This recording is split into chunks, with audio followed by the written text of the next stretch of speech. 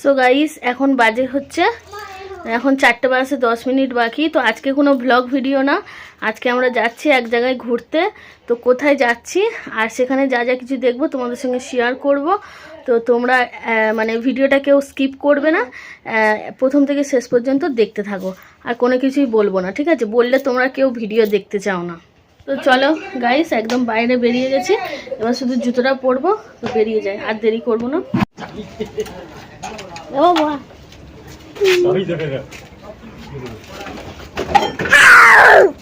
তো দেখো গাইস আমরা চলে এসেছি মানে বেলুড় মঠে। তো গাড়ি পার্কিং করে রেখে দিয়ে এখন আমরা হেঁটে হেঁটে যাচ্ছি। তো এটা গেট দিয়ে ঢুকবো, কিছুটা হাঁটলেই তারপর চলে আসবো। দেখো চলে এসেছি বেলুড় মঠের ভিতরে। কি সুন্দর দেখো, চারিদিকে একদম ফুলের বাগান, ফুলের গাছ। এখানটায় আমরা অনেকটা সময় কাটিয়েছি, অনেকগুলো ইনস্টাগ্রাম রিলস করেছি। তারপরে হচ্ছে আমার ছেলে একটু ছোটাছুটি করছিল, খেলা করছিল। তো প্রচণ্ড ভিড় ছিল যেহেতু রবিবার, তো সেই কারণে। তো যাই হোক, আর এই জায়গাটাতে তো পুরো পাখি ভর্তি, টিয়া পাখি, কাক আর শালিক পাখি, ঠিক আছে? কাক তো প্রচুর ছিল, প্রচুর, সেসব মানে ধারণা করতে পারবে না। টিয়া পাখিও অনেক ছিল আর শালিক পাখিটাই ছিল, আদার্স তো আর কোনো পাখি দেখতে পাইনি। তো যাই হোক, এই দেখো তোমরা দেখলে বুঝতে পারবে। তো এখন আমরা যাচ্ছি গঙ্গার ধারে, অনেকটাই লেট হয়ে গেছে যেহেতু ইনস্টাগ্রাম রিলস করছিলাম, তো ওই জন্য লেট হয়ে গেছে।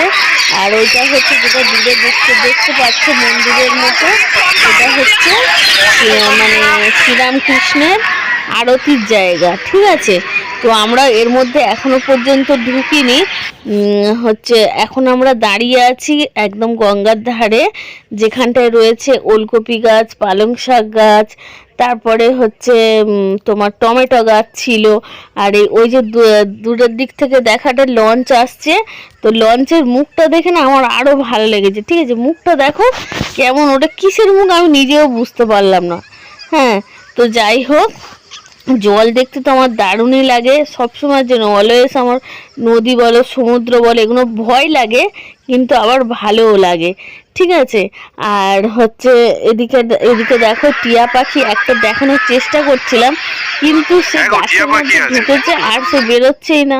তো যাই হোক, আমি আর বাবু মিলে একটু নামছি গঙ্গার ঘাটের দিকে। নেমে আমরা জানি একটু রিলস করব, কিন্তু মাসে একদম টাইম ওভার হয়ে গেছে। দেখো নামলাম আর একদম তাড়াতাড়ি করে উঠে যাব ছেলেটাকে নিয়ে, কেননা ওরা হচ্ছে উঠে যেতে বলছে সবাইকে, যেহেতু 5:30 বেজে গেছে, ঠিক আছে? তো যাই হোক চলে এসছি। আর এখন হচ্ছে সন্ধ্যের আরতির টাইম। তো আরতি যেখানটায় হচ্ছে মেনলি ওখানটায় গেছিলাম, ওখানটায় বসতে হবে, ঠিক আছে? তো আমার ছেলে তো অতক্ষণ বসে থাকবে না, ওই জন্য সেখান থেকে বেরিয়ে চলে এসছি। তো এখানটায় পর্দা লাগানো আছে, পর্দায় আরতিটা আমরা দেখছি। তো দেখো আমাদের সঙ্গে সঙ্গে তোমরাও দেখে নাও হচ্ছে শ্রীরামকৃষ্ণদেবের আরতিটা। যারা যারা বেলুড় মঠে ধরো আসনি বা হয়তো বা এসছো আরতির টাইমে ছিলে না, তো আমার এই ভিডিওর মাধ্যমে তোমরা দেখে নাও।